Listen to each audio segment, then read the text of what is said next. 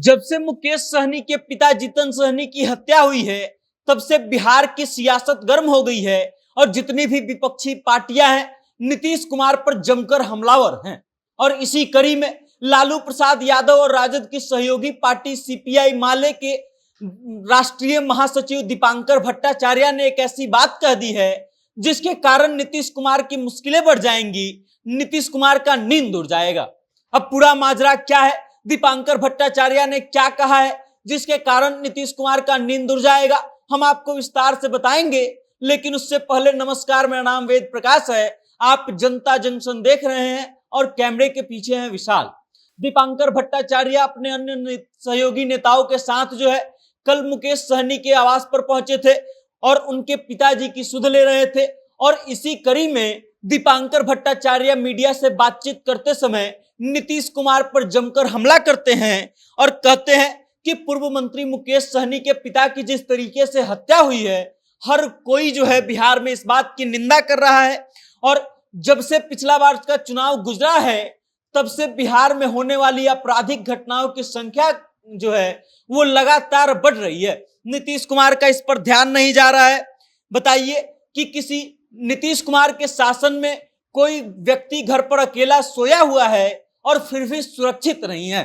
दीपांकर भट्टाचार्य जमकर सवाल उठाते हैं और उसके बाद ये तक कह देते हैं कि नीतीश कुमार पहले कहते थे कि सुशासन बाबू की सरकार है, लेकिन सुशासन का आलम यह है कि आए दिन घटनाएं हो रही हैं, लोगों में डर का माहौल है और लोगों को मार दिया जा रहा है। दीपांकर भट्टाचार्य आगे कहते हैं कि हम उम्मीद कर रहे हैं कि दोषियों को जल्दी से पकड़ा जाएगा और दोषियों को जल्दी से कार्रवाई किया जाएगा उनके ऊपर। और उसके अलावा नीतीश कुमार पर और जमकर हमला बोलते हैं और दीपांकर भट्टाचार्य कहते हैं कि जब कभी चुनाव लड़ा जाता है तब नीतीश कुमार दो ही चीजों पर चुनाव लड़ते हैं, पहला बताते हैं कि विकास और दूसरा बताते हैं शासन व्यवस्था। कि विकास का आलम यह है कि जब भी सरकार विकास की बात करती है तो कुछ पुल पुलिया की बात की जाती है और पुल पुलिया लगातार बिहार में गिर रहे हैं, तो विकास कितना हो रहा है ये तो आप सब देख ही रहे हैं। उसके अलावा दीपांकर भट्टाचार्य ये भी कहते हैं कि नीतीश कुमार के शासन में गरीबी घटी नहीं है, उल्टा बढ़ गई है, तो ये कैसा विकास हो रहा है। और उसके बाद दीपांकर भट्टाचार्य शासन व्यवस्था पर आते हैं और कहते हैं कि शासन व्यवस्था का आलम यह है कि लोग अपने घर में भी सुरक्षित नहीं हैं, लोगों को घर में घुस करके मार दिया जा रहा है। और जब से पिछला बार का चुनाव खत्म हुआ है, बिहार में आए दिन ऐसी घटनाएं सुनने को मिल रही हैं।